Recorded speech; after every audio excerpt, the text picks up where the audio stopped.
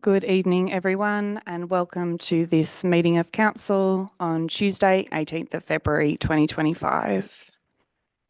To start the official proceedings, I would like to acknowledge that we are meeting on Jara country, of which the members and elders of the Jara community and their forebears have been custodians for many centuries and have performed age-old ceremonies of celebration, initiation, and renewal. We acknowledge their living culture and their unique role in the life of this region. Council meetings are audio and video recorded and are made available to the public via electronic media, including YouTube. We have 7 councillors present tonight. Councillor Hastwell is an apology. Are there any declarations of interest or conflicts of interest? At item 4, we have the minutes of meeting of council 17th of December 2024 to confirm. Yes, Mayor. The unconfirmed minutes of the meeting of the Mount Alexander Shire Council held at 6:30 p.m. on 17th of December 2024 at the Mount Alexander Shire Civic Centre have been circulated to all councillors. The unconfirmed minutes have also been posted to the Mount Alexander Shire Council website, pending confirmation tonight. And I'd like to move that the minutes of the meeting of the Mount Alexander Shire Council held on the 7th of December 2024 be confirmed. Thank you. And a seconder? I do, Mayor. Thank you. All in favour? Motion carries. Thank you. At item 5, we have acknowledgements, of which there are nil. And at item 6, we have public time. Yep. I'll move suspension of standing orders. Fantastic. And a seconder? Yes, Mayor. Thanks, Philip. All in favour? We have suspended standing orders. We have one pre-submitted question from Luz Restrepo. Luz, you're here. Would you like to speak to your question? Fantastic. If you'll come up to the lectern and just tell us who you are and who you're here representing. And yeah, you can have your public time. Thank you. And we have a new microphone. Yeah. My name is Luz Restrepo. I want to tell a little bit about me, because I am going to be with you in every council meeting that I can come, advocating for a small and macro business of the region. Yeah. I used to be a political advocate in my country, and I came from Colombia 14 years ago seeking political asylum. Yeah, I am like you. Yeah, and in these 14 years, I had built my life working with entrepreneurs, initially with migrant women, and now working with small and micro businesses in the region. One of the things that I notice is that still our 2031 vision is about a healthy and connected Shire. We have many disconnections, and we need to start to try to address the disconnections that we have. Yes, I live in a town, Maldon, that has amazing inspirational leaders, but we don't talk each other. We also have many connections with Castlemaine and other towns, but we don't talk each other. Yeah, and I don't think so that the way that the council or the councillors sometimes that they work is talking with us one-to-one, because you are the leaders of the Shire, and you are the connectors.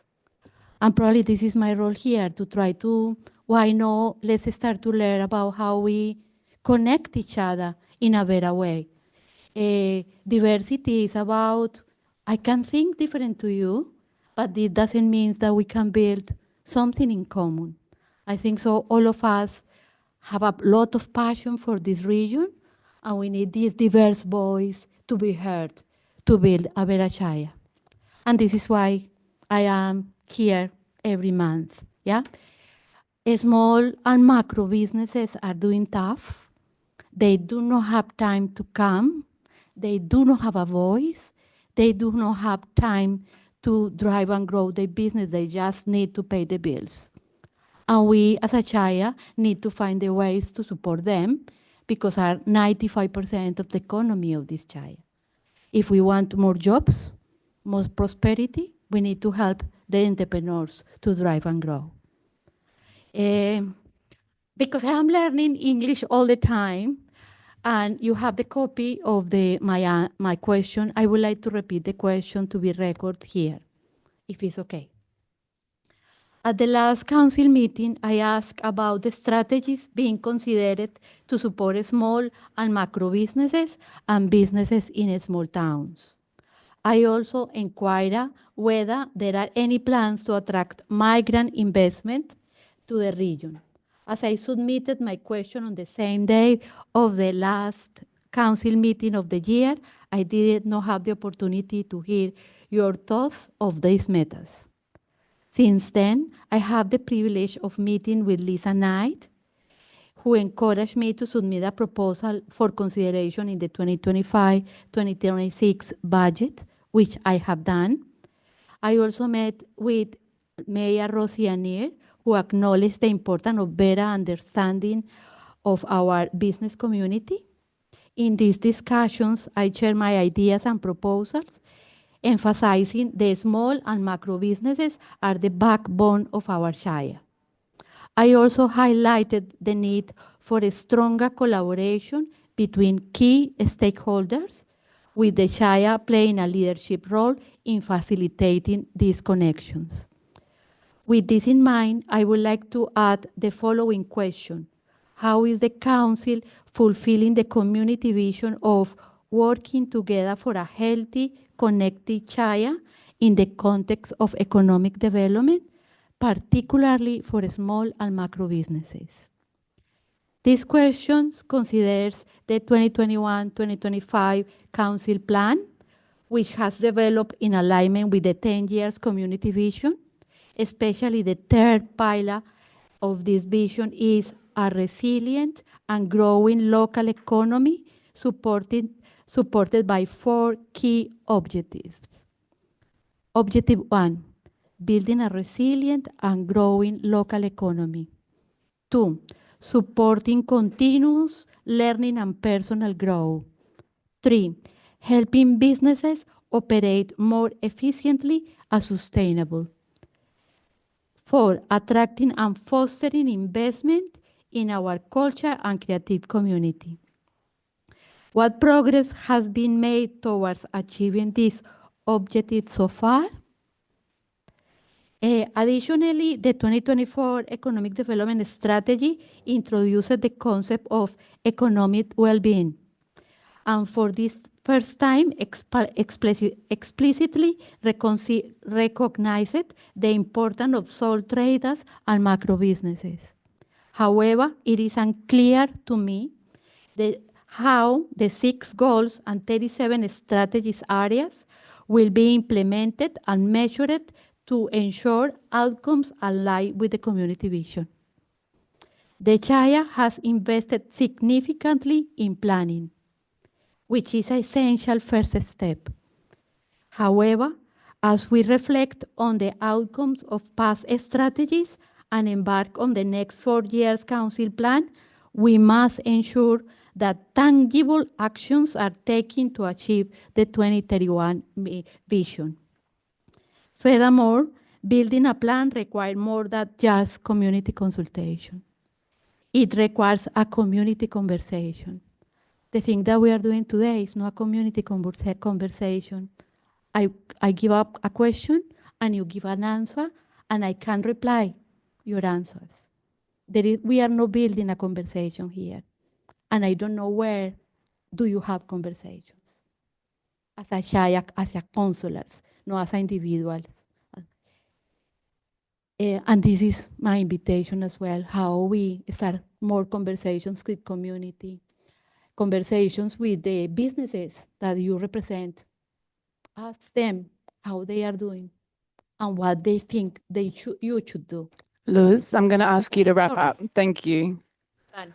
All right. So just to summarize, I'm going off your pre-submitted question and statement, and there were 2 questions in there.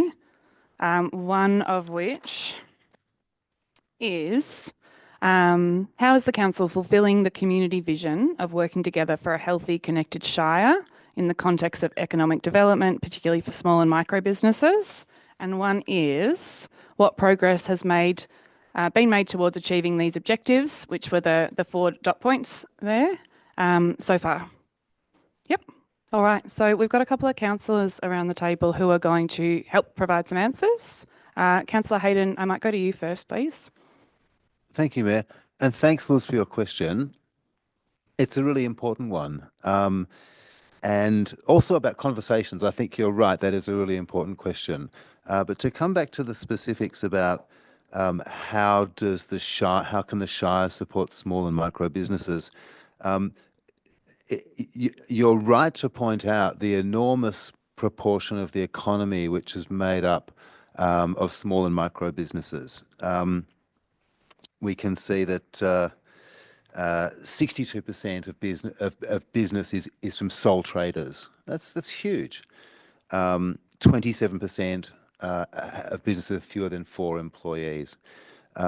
Perhaps we see the amount of work that council does with big employers perhaps has a higher profile. So maybe we sometimes don't see the work that the Shire does advocating for and working with small businesses and micro businesses. A couple of things that I could draw attention to. Commencing tomorrow, the careers fair is very much driven around providing opportunities for small sole traders, small businesses, micro businesses to further their education, to grow their business, to network, to better develop their businesses and their business opportunities within the Shire. And I note too, and coming back to some of the other themes of your question, that for many culturally and linguistically diverse residents of the Shire, for many new migrants to the Shire, small and micro businesses are a fundamentally important way in to the local economy. So I'm hoping that tomorrow the careers fair will be a really successful opportunity for many people in that space to further their business opportunities. Also note that the Shire supports the United Nations Micro and Small Business Day in late 27th of June 2020, later this year, along with Workforce Australia and Business Victoria. And again, these are some steps that we're taking to try and help small and micro businesses thrive in that knowledge that they make up such an important part of the economic, as you say, the backbone of the local economy. So there are a couple of ways that we're working actively to develop that. Thank you, Mayor. Thank you, Councillor. And moving on to your second question, really around the economic development strategy, I'm going to get Councillor Driscoll to speak to this because he was a big part of that and understands it really well. Thanks, Mayor.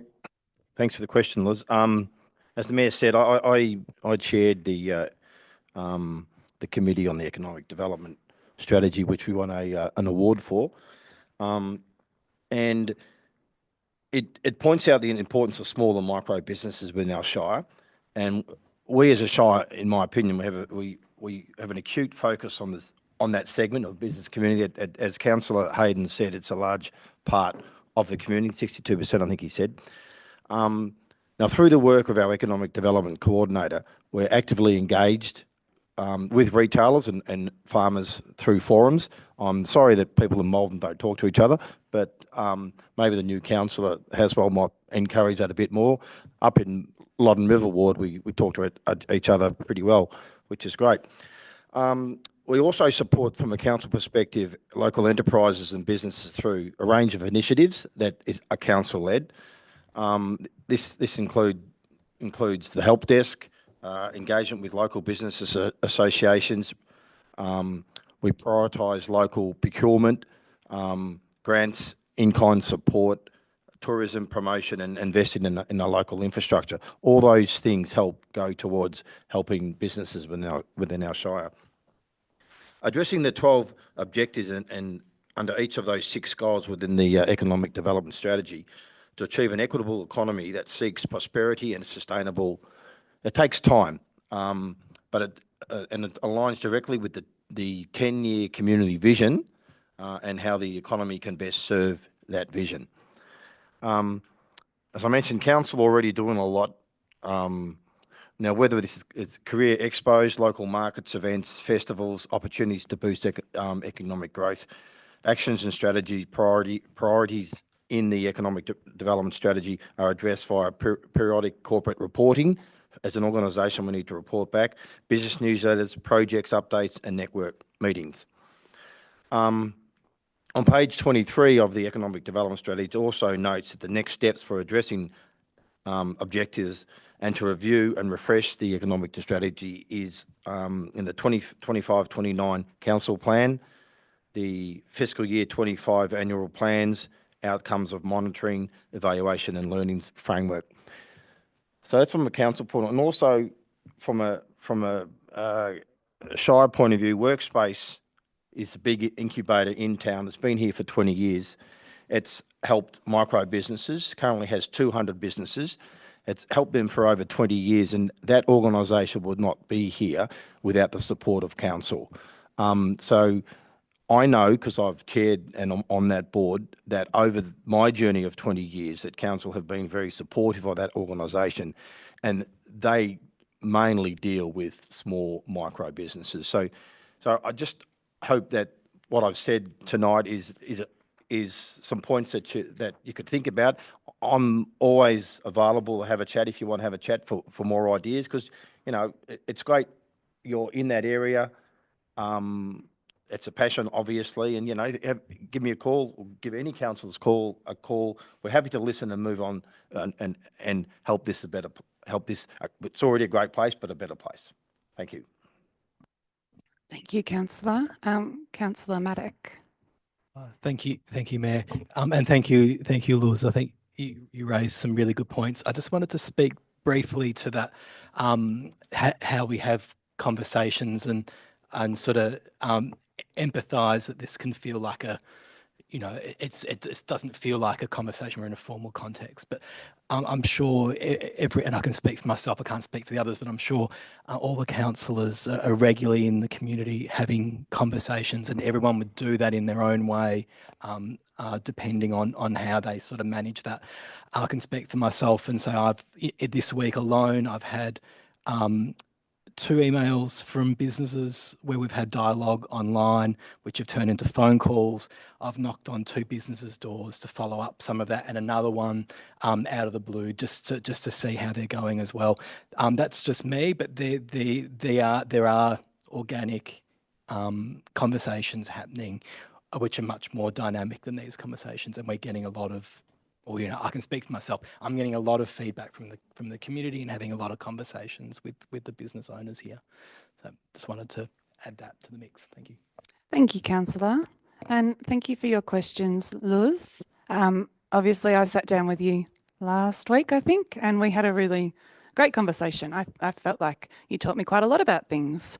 From my perspective, and I guess the reason that we're answering you and talking to you is because you really asked last time that councillors speak to you and answer your questions, and so I guess we're trying to be mindful of that. But what we are entering right now is budget time, and we're developing a new council plan and a new municipal health and wellbeing plan, and we're doing a midterm check-in on the community vision. So through all those processes, there will be plenty of opportunities, and there has been already in terms of budget, plenty of opportunities for both consultation and conversation, I think. And really, giving your voice and your ideas and thoughts in a submission to the council plan or in conversations that you have regarding the council plan, I think would be really valuable as well. So there are opportunities to have more conversations, but a council meeting is not one of them. Even we are really unable to have conversations. There is a structure to it that we abide by and respect. This is not where we have conversations, but as Councillor Driscoll said, we are all pretty friendly people, and you've got our emails, our phone numbers are out there. I'm sure that people around this table will be happy to have a conversation if you need more answers. So thank you. Noting that there is no one else in the gallery except staff members, I will request that we resume standing orders, please. Yes, Mayor. I'd like to move that resume standing orders. Thank you. Seconded. All in favour? That's all of us. Motion carries and standing orders are resumed. Thank you. At item 7, we have petitions and letters, of which there are none. At item 8, we have committee reports, of which there are none. At item 9, officer reports, and 9.1 community, we have no reports this time. 9.2 environment, also no reports. 9.3 economy, we do have some reports here. At 9.3.1, it is the adoption of the complaints policy 2025. And Councillor, Walker, thank you. Councillor Walker, would you introduce this item, please? Thank you, Mayor. This proposal is adoption of the complaints policy, which is a review and update from the last policy, which the review was in May last year. So it essentially, excuse me, ensures that there is an open, clear procedure for complaints from members of the public, be it about council staff or contractors, and that these are dealt with appropriately and in a timely manner. And there is also, it also allows for sort of the privacy if it is about a specific staff member, how investigations would be conducted, and any requests for reviews of that, as long as the process for making a complaint. So I would move that this be adopted. All right. Thank you, Councillor Walker. Now that I've drawn my little map that has everyone's last name on it, do I have a seconder? Councillor Cordy, thank you. Any opposition? Fantastic. Councillor Walker, would you like to speak further to your motion? Are you sure? All right. Councillor Cordy, would you like to speak now or reserve your right? No, that's fine, Mayor. I'll speak now. I'll just reaffirm Councillor Walker's introduction. Like, it's important that we have a formal mechanism for dealing with complaints that may be made, and it clearly sets out the mechanisms, and it's been through a couple of reviews. I think it was first implemented in 2019, so it's been through a couple of reviews, so I'm sure it covers everything. Thank you, Mayor. Thank you, Councillor Cordy. Does anyone else wish to speak to this item? Councillor Driscoll? Thanks, Mayor. I just want to point out that at the request of the Council's Audit and Risk Committee, the updated policy now includes a specific section on how contractors' complaints are managed and on what council officers and the contractors' responsibilities are, just to make to clarify. Thank you. Thank you, Councillor. Are there any other comments? Councillor Maddock. Just to thank the officers for their work and diligence with this one. Thank you. Any further comments? No. Councillor Walker, you have a right of reply. You get another go if you would like. No worries. Then I will put the item. All in favour? That is unanimous. Motion carries.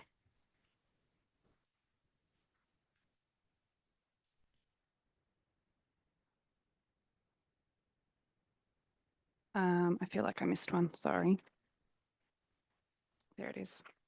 At item 9.3.2, we have the adoption of the Privacy and Data Protection Policy 2025. And Councillor Hayden, would you introduce this item, please? Thank you, Mayor. Yeah, I'd love to. So this is adoption of the Privacy and Data Protection Policy 2025. The purpose of this report is to recommend that Council adopt the updated Privacy and Data Protection Policy 2025, and I move that Council adopts the Privacy and Data Protection Policy 2025. And a seconder? Seconded. Thanks, Councillor Maltby. Is there any opposition? No. Councillor Hayden, would you like to speak to your motion? Yeah, I'd just like to point out that firstly, to thank the relevant officers for all the work that's gone into this. It's an enormous amount of work. This policy is a very timely policy for us, as it is for all organisations in 2025. I note that it touches on an enormous range of legislation. Just to name a few, the Aged Care Act 2023, Health Services Act, Child Wellbeing and Safety Act, Family Violence Protection Amendment Act, Privacy Act, Public Records Act, Surveillance Devices Act. So a range of Commonwealth and Victorian legislation is brought to bear by this. And again, just to thank Gussie Shepherd and Julie Landy, that's Governance Coordinator and Director of Corporate Services, for their work in bringing this together. It's an enormous amount of work, and it's an incredibly important piece of work for us as a public and democratic organisation. Thank you, Councillor. Councillor Maltby, would you like to speak to the motion now? Yeah, I'll just endorse every word that councillor Hayden said. Fantastic, thank you. Does anyone else wish to speak to this item? Councillor Driscoll.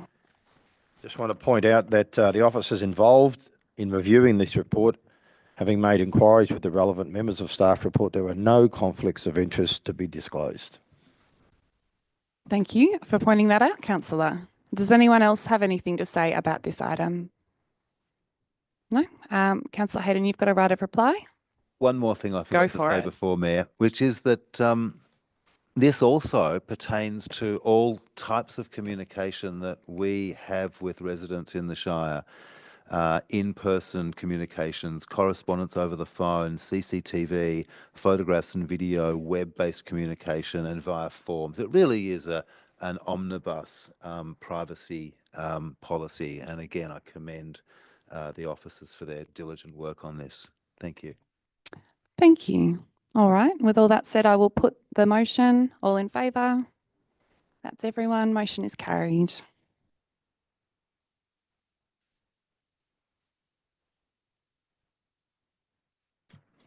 And at item 9.3.3, rounding out our trifecta of governance-related policies, we have adoption of the gift policy 2025. Councillor Driscoll, would you introduce this item, please? Yes, Mayor, thank you. Council is required to adopt a new councillor gift policy under the Local Government Act and Local Government Act Governance and Integrity Regulations 2020, the regulations. It did so on the 21st of April 2021. The gift policy was required to include procedures for the maintenance of a gift register and any other matters prescribed by the regulations. In accordance with the nominated review cycle for this policy, a review has now been undertaken to ensure that it remains current. There are no material changes have been identified in this review and is now presented with a recommendation for Council to adopt, noting it includes minor administrative changes such as updated job titles and corrected typographical errors. I'd also like to move, if that's okay, Mayor, that Council adopts the gift policy for 2025. Thank you, Councillor Driscoll. Do I have a seconder? Councillor Maddock, thank you. Any opposition? No. Councillor Driscoll, would you like to speak to the motion, please? Thanks, Mayor. After 3 years operation and review of the gift policy has now been undertaken with consideration of any changes to legislation, regulations and best practice. This review has identified no required material changes to the policy. The gift policy outlines Council's position regarding the offer and acceptance of gifts. With the legislation only requires adoption of a gift policy in relation to councillors, the policy was drafted to support both councillors and employees of the Mount Alexander Shire Council to avoid conflicts of interest and to maintain high levels of integrity and public trust. This policy is available on our website, and I'd just like to congratulate and thank both Director of Corporate Services, Director Landy, and the Governance Coordinator, Augustine Shepherd, for their fine work on this. Thank you. Thank you, Councillor Driscoll. Councillor Maddock, would you like to speak now? You're okay. Would anyone else like to speak to this item? Nope. All right, Councillor Driscoll, we're coming back to you for a right of reply. No, I'm good, thanks, Mayor. No worries. All right. Having said what we can about the gift policy, I will put the motion. All in favour? And that's all of us. Motion is carried. And I guess while we maybe go through items relating to some of the governance policies a bit quicker than we might go through, say, a contentious planning item, they are really important. We are required to do them. It is something that we need to do, but it's also really good so that we can maintain good governance. We need a way for complaints to be handled. We are a council, we do get a lot of complaints. There needs to be a way that we can make sure they are handled appropriately. Likewise, we do, for different reasons, receive a lot of personal data. It's really important that we protect this data and protect the privacy of the people who are our clients and our customers. So this is a really, really important policy, especially as we kind of move into an environment where there is a lot more cybercrime occurring and, you know, big leaks are occurring all the time. This is a really important one to have. And finally, the gift policy, of course. It's one of those things that could be common sense, but also I'm really glad that we have a policy that outlines, you know, that we as councillors, and it also applies to council staff in certain areas, should not be accepting gifts from the public. And I guess, yeah, misusing that relationship to our own gain. It outlines that if we do accept a gift, that we declare it. And, you know, it's, I guess the way we try and approach it a lot of the time is, if in doubt, just don't accept a gift. And that means that we pay for an awful lot of coffees, I have found. But it is another one that's really important to have out there. So all of these, after this meeting, will be available as we have adopted them all. All right, moving on. We are at item 10, which is delegates' reports. So we've got a few councillors who'd like to share what they've been up to. I'm going to start over here with Councillor Hayden. Thank you. Thanks, Mayor. Yeah, it was my pleasure on the 3rd of February to attend the first meeting for 2025 of the Wesley Hill Recreation Reserve Committee. And I just say how nice it was to be part of a group of diverse representatives of diverse sports who work together very well. Long-standing issue about the 4th light tower came up. Also, an issue about provision of waste and recycling bins was discussed. It's an important issue out there. And early discussions of the committee around an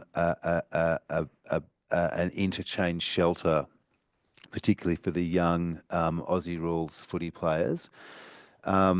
But just to reiterate, it was really lovely to attend a local committee, like I say, represented by members of different sports, of cycling, as the council will be aware, a range of different sports use that facility: cycling, Australian rules football, cricket, netball. And it was really nice to be part of that committee that works so well together.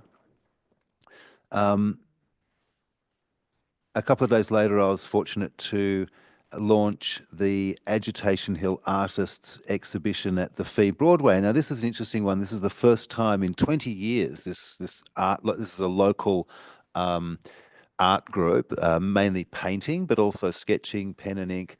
They've been active since the late 1990s, early 2000s. They're very much a social art group. They welcome artists and amateurs and professionals of all ages to come along. They have fortnightly meetings. They have workshops and lectures.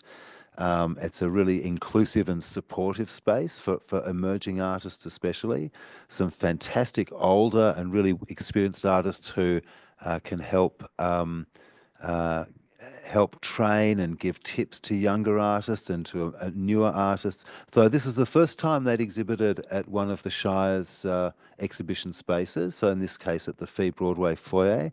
13 artists are represented, for an age range of, I think, 22 to 96 years old. And that exhibition is still ongoing and artworks are for sale, and I encourage anyone to get on down and check out the exhibition. There's some really lovely work there. Finally, for me, on behalf of Councillor Maltby, I deputised and attended the meeting of the Public Art Panel here in Council Chambers on the 12th of February, and also attended the Public Art Forum at the Castlemaine Art Museum a few days earlier. And I just again want to congratulate Madeline and Fiona and the council officers responsible for pulling that event off at the Art Museum. And all involved at the Public Art Panel meeting. Work is proceeding on the Wildflowers project up at the Botanical Gardens, and also on a really interesting smaller scale, but no less important, a public art project at James Park up in Harcourt. Yeah, it's really great to be part of a committee with such strong commitment, both from council officers and also from passionate members of Castlemaine's art community. Thank you, Mayor. Thanks, Councillor Hayden. Councillor Driscoll, would you like to go next? Yes, thanks, Mayor. I just want to point out one thing that I did recently was I attended the Mount Alexander Affordable Trust Committee Strategic Workshop Day we had a couple of weeks ago. That's the independent affordable housing trust that we did. The committee all met on the strategic day. We have a very enthusiastic and passionate and well-experienced committee, and they want to move fast. So, which is really good. It went for 4 or 5 hours. We spoke about legal structure, trusts, and potential opportunities we have in the Shire, which we'll be chasing down. And I just want to thank first the committee, because this is a voluntary committee. They're very passionate and want to make a difference here, not just say I'm on the Housing Affordable Trust. They actually want to do something. I'd like to thank the chair, which is Jackie Watt, and also our Housing Solutions officer, Claire Richards, who does a wonderful job in my opinion. And I want to thank the council also for the last council and this council. I know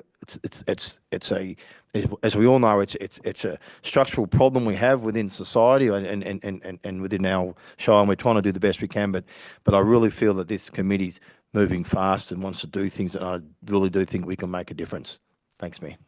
Thanks, Councillor Driscoll. Thanks for that update. It's great to hear that things are getting off to a good start and moving in the right direction quickly. That's awesome.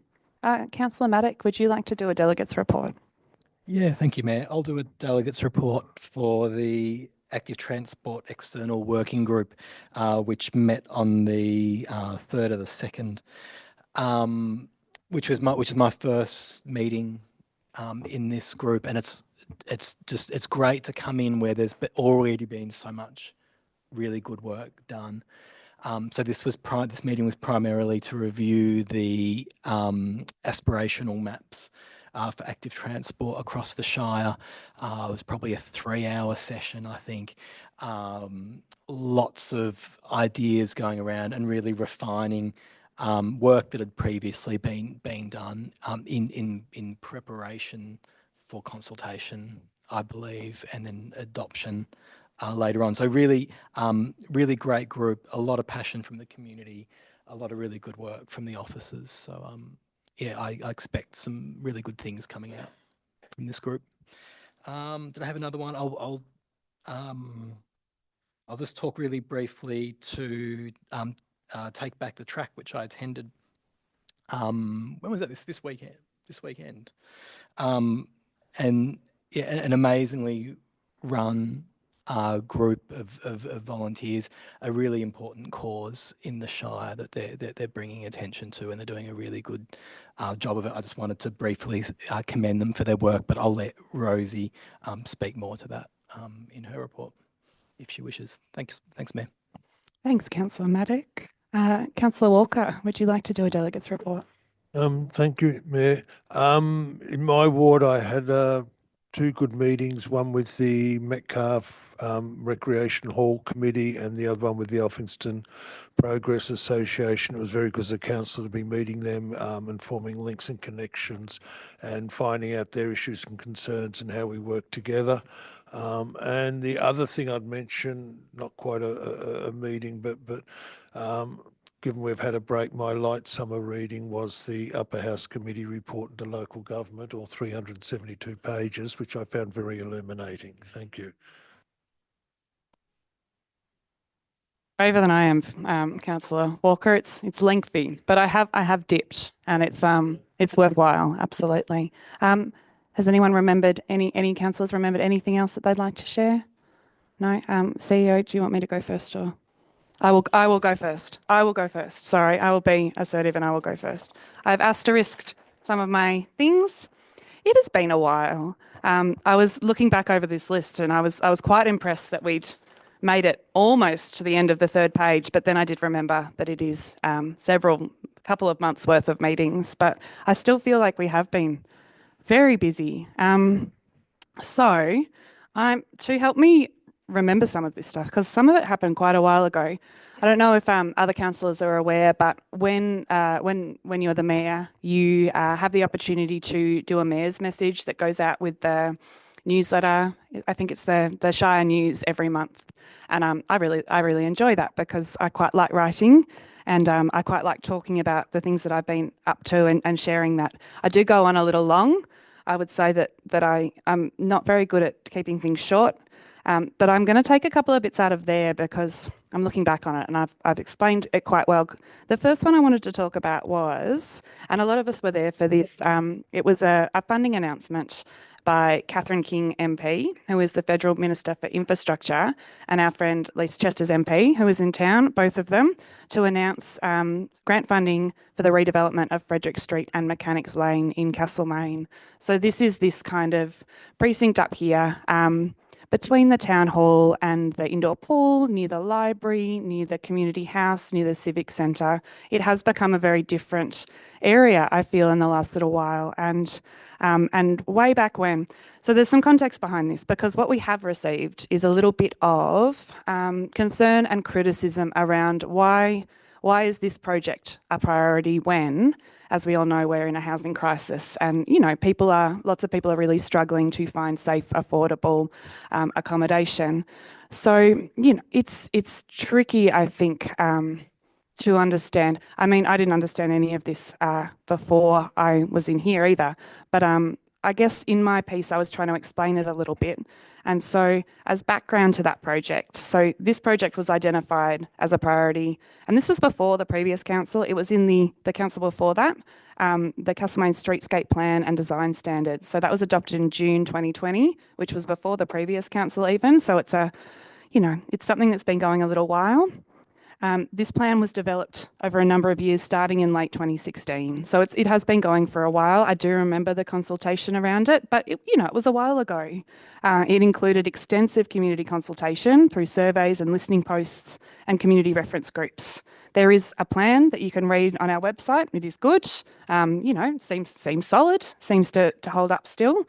But basically, since its adoption, council has been seeking funding to deliver some of the bigger redevelopments that will really benefit the CBD of Castlemaine, particularly in terms of being able to move through in sensible ways to access other parts, and making sure that it's accessible and safe for pedestrians and people who have disabilities or access issues. So we have experienced some confusion and frustration from some community members, and the big one that I've been hearing a lot of is, can't you use that money for housing instead? And as I've said to many people, no, we cannot. Unfortunately, we don't get to choose which grants we receive, and we have to spend the money on the allocated projects. So while, yes, $12 million would be fantastic to put towards housing, and we would love any tier of government to give us that amount of money to progress some of our housing projects, this money, which we are also very grateful for, I don't want to say that we're not, it is for this project out here, which I wrestled with it initially at first because of, maybe the community's priorities have shifted, but what I've come to realise is that it is a central connective place. It really is going to open the thoroughfare of Castlemaine particularly.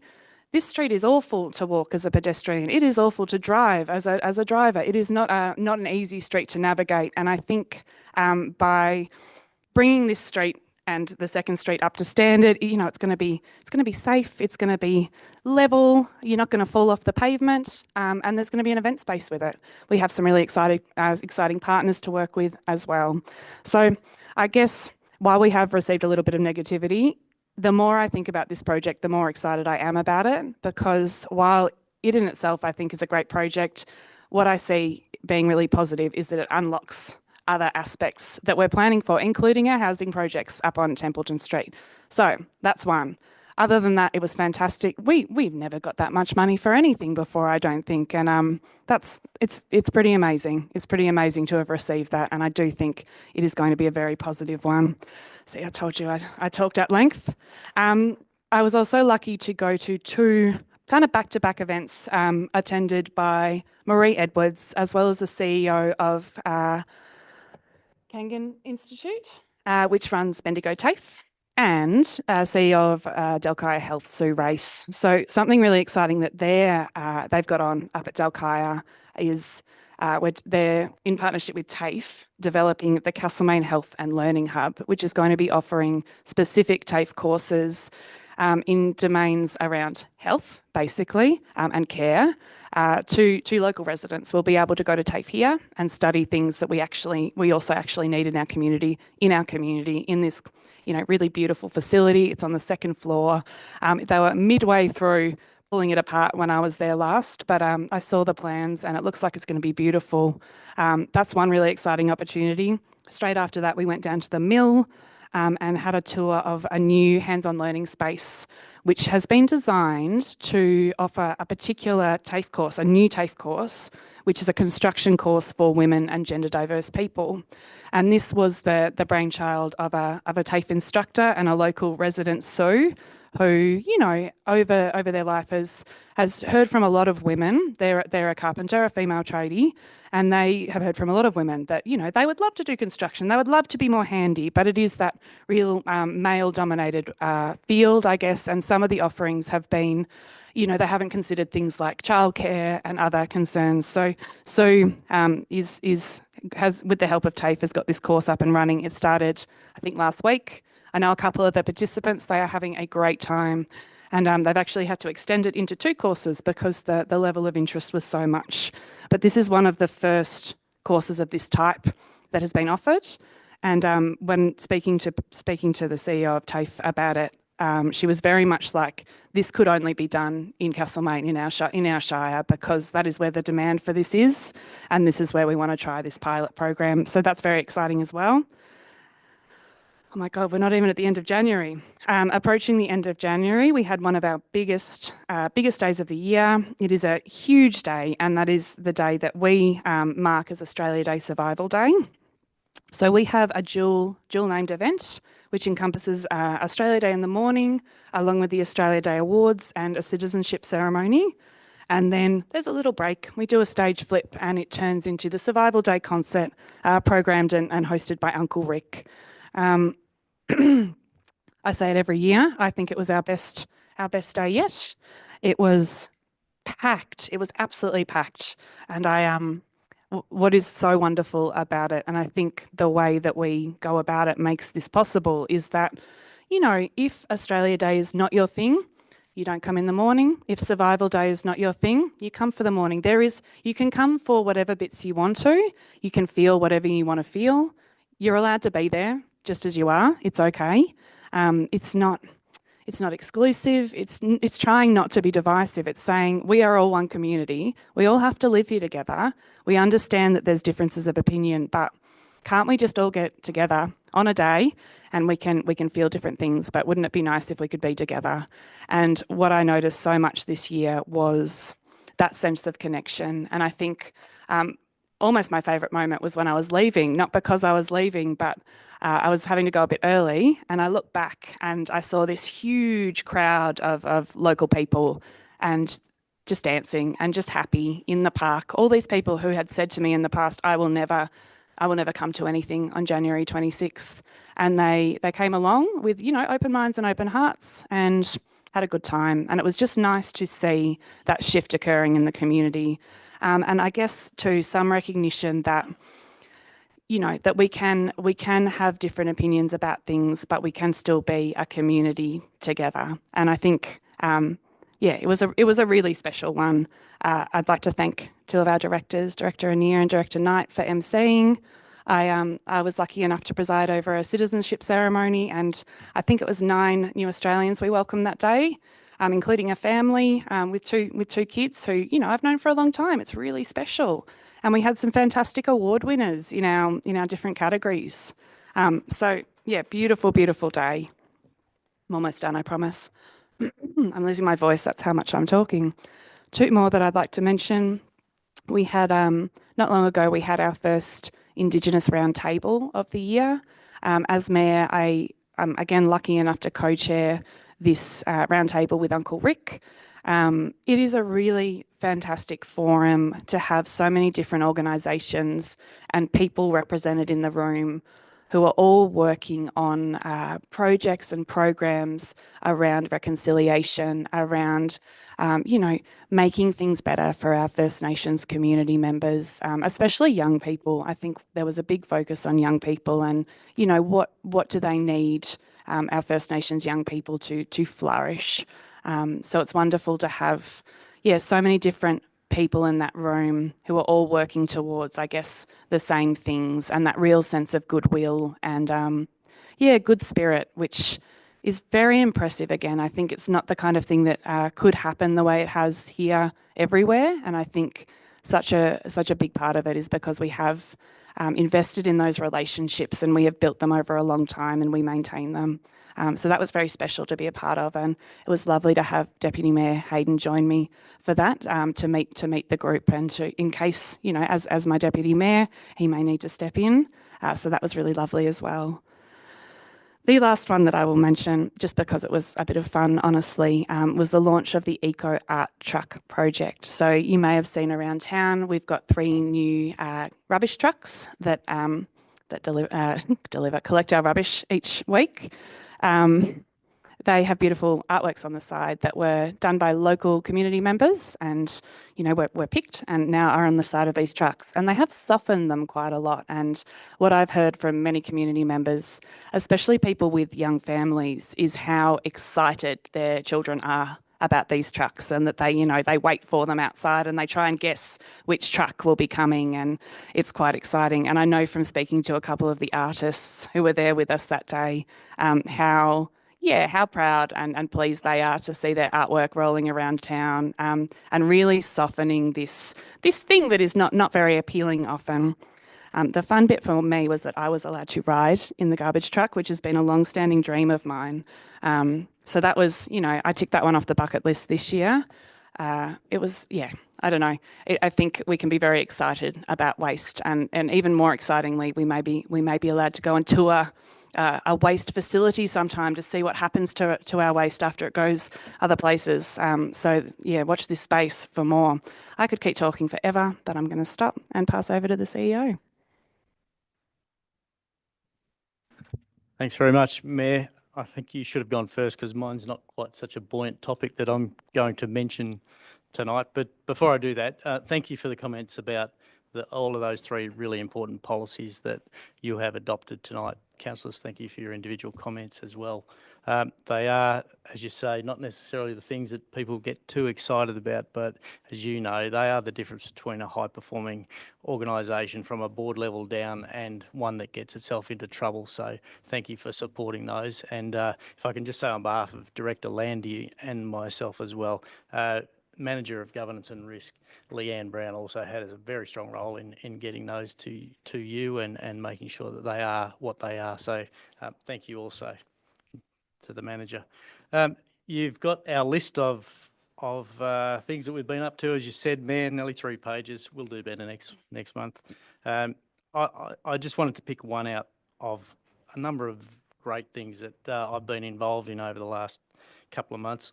This one's not so great at this stage, but it's one that's really important for us all to be aware of and to be considering what's an appropriate position for the council. And what I'm referring to there is a matter you've only heard informal advice from me about so far, but it does relate to the changes to the Emergency Services and Volunteers Fund that happened via legislation just prior to Christmas, which is... What's significant in that is the levy that will create in place of what was previously known as the Fire Services Levy. It's got fantastic intent at its heart of trying to recognise that there are many volunteers in a number of those important organisations like the SES, CFA and others who deserve to be recognised in one way or another. What perhaps is worth being at least mindful of, if not concerned about, is the perhaps unintended consequences on our ratepayers in that process that's been put in place. What I mean by that, a couple of examples from our own shire. In our commercial industrial sector, or just commercial sector, which we've heard talks earlier about the challenges that the small business sector has. A couple of examples for us under the previous arrangement for the fire services levy in 24-25, a typical business with a property of $680,000, which is not a lot for a typical business, they were paying $718 in the fire services levy. Under the new arrangement, they'll be paying nearly $1,200, so about $460 more from last year to this year.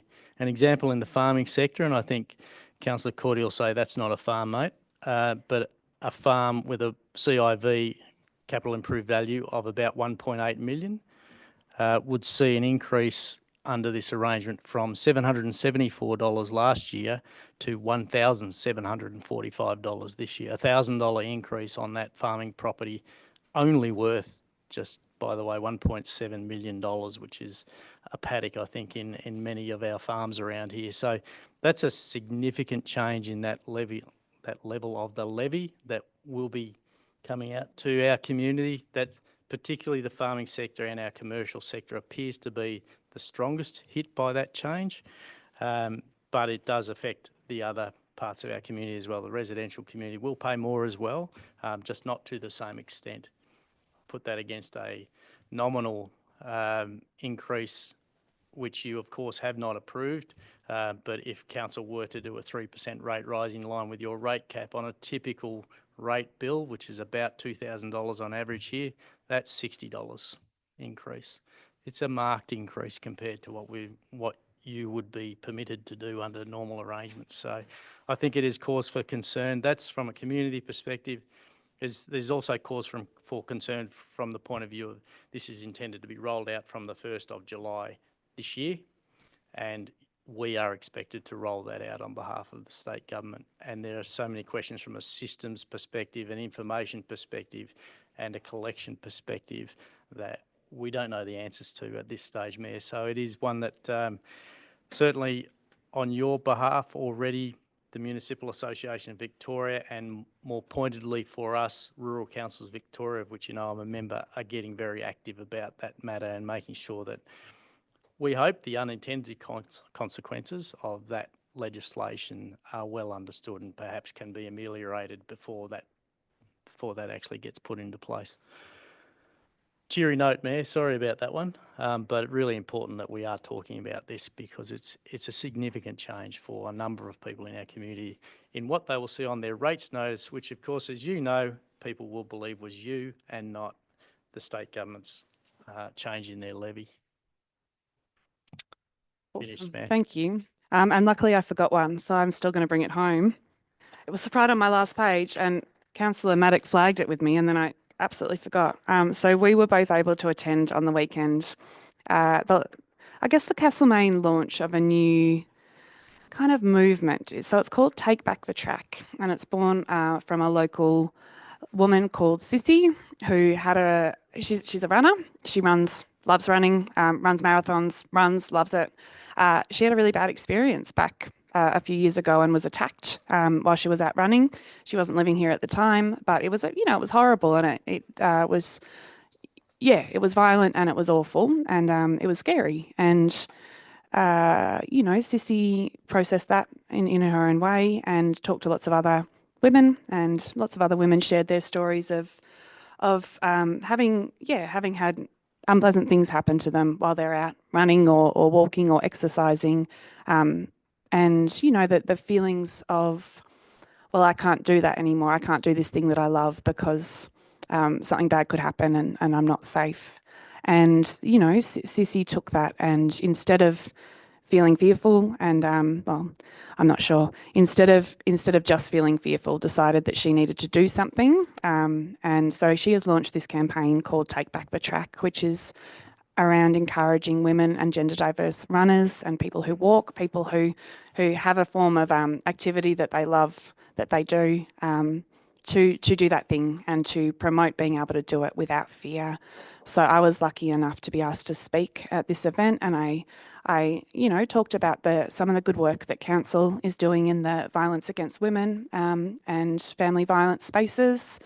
And then I stepped out of my mayoral role, and I did it physically, so that would be very obvious to everyone. And I spoke on behalf of myself, who has had some violent incidences, particularly when I was 17 and I was attacked by a man walking home from the train station, which stopped me walking on my own for a very long time. And I did not realise, I think at the time, the impact that incident had on me. And this was here in Castlemaine, where I've lived most of my life. And it was horrible because I really love walking, and I really love walking on my own. And, I was only 17, I was still pretty young. And the impact that incidents like that have on people, particularly on women and gender diverse people who are more likely to experience that kind of stuff, it is big. And I think what the event really showed me with the people turning out in support is that we need to talk about helping people feel safe in our shire. And that extends, I guess, to all parts of council and community. There's a role for all of us to play in ensuring that people can feel safe to do the things that they love here. And I think that's a really powerful message for us to carry, that we all care very much about our communities, and part of that is caring that the people who live here are able to do the things that they love, and just be people who live here without having to fear acts of violence occurring against them. So that was a very powerful thing to attend and to speak to.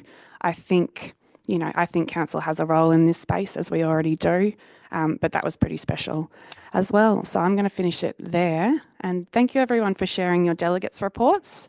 And for being out there getting amongst it. It's really great to see everyone starting the year in such a positive frame of mind.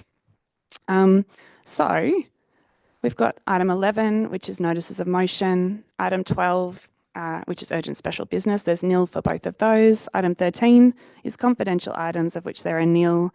And at item 14, I am closing the meeting practically on 7:30. Thank you, everyone.